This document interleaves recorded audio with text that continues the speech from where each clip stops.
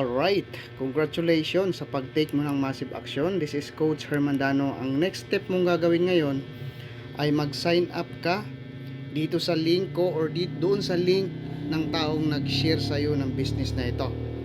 Okay? So ito po yung account natin. Ito po yung magiging account mo. Ganito po yung hitsura kapag ikaw ay official member ka na ng RT International. Okay? Ang gagawin mo ngayon is mag-sign up ka dito sa link na inilagay ko dito sa baba nitong video na to. Okay? So, mag-sign up ka dyan. Ilagay mo dito yung kumpletong pangalan mo, yung middle name. Make sure na tama po lahat ng spelling. Kasi ito po yung gagamitin natin sa pagre-request ng payout. So, maglagay ka dito ng username. For example, dito ang pangalan ko is Herman. Okay? Herman Sumampong Dano. Ang ideal po na username na gagawin po natin kasi para mas madali po nating ma-recall po. For example, dito sa akin, Herman01. Ganyan lang po. Ayan. Tapos ilagay mo dito yung email address mo na active, mobile number, at maglagay ka dito ng password.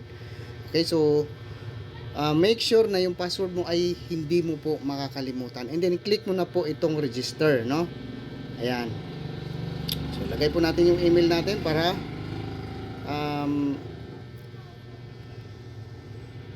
magiging sample po. Ayan. So, mobile number 09279921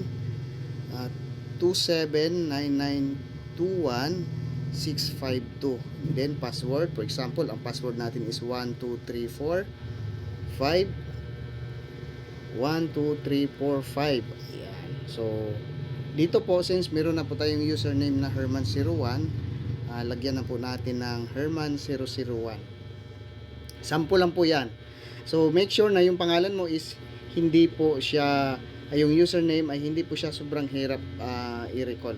Lalong-lalo na yung password. And then, click mo na po itong register. Okay? Kapag meron na pong lalabas, sign up successful, ibig sabihin po niyan is okay na po yung registration mo.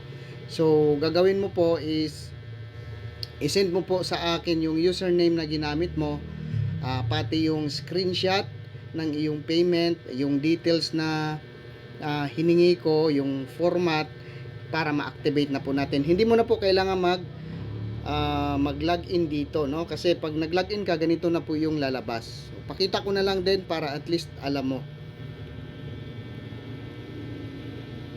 Okay?